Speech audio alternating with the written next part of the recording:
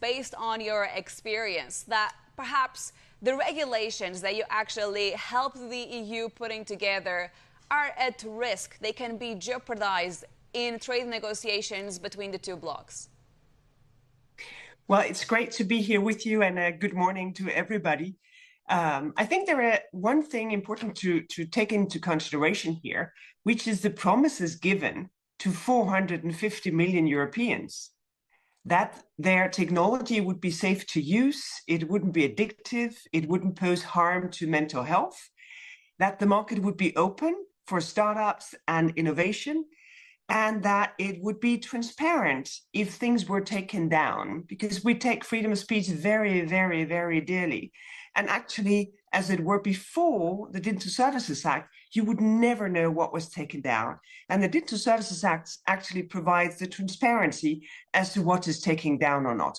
So I think it's really important not to see this as an issue between the Commission and US lawmakers or the Trump administration, but also to see this as a promise being fulfilled to 450 million people.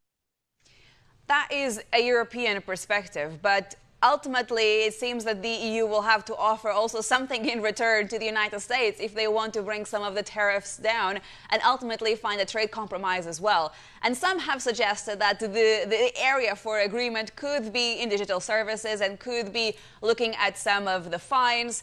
Do you get a sense that there is a little bit more willingness from the Europeans at this stage, from this new European Commission, to perhaps rethink the rule book? Well, I think that the new colleagues, they have very, very cleverly applied the legislation where they found illegal behavior, because it's a first. So the fines has been quite modest. And, I know this is trivial, but it's very easy to avoid fines. You can follow the legislation.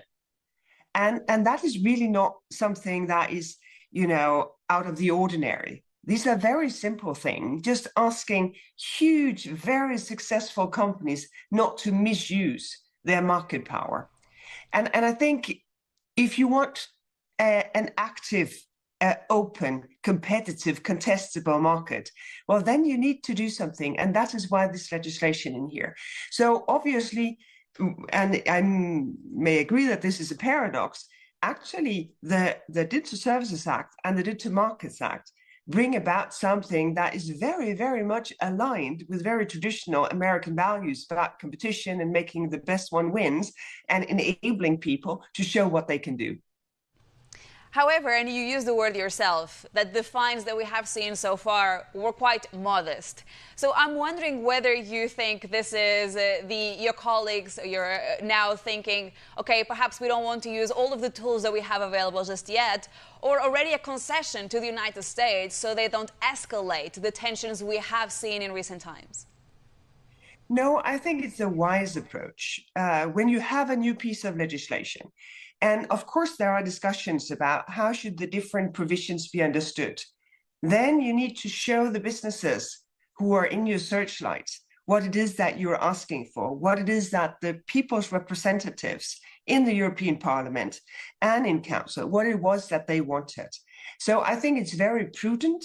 It's a very good way of introducing new legislation in order to enable the companies to avoid any fines by following the legislation and enabling that dynamic tech market that we do need in Europe.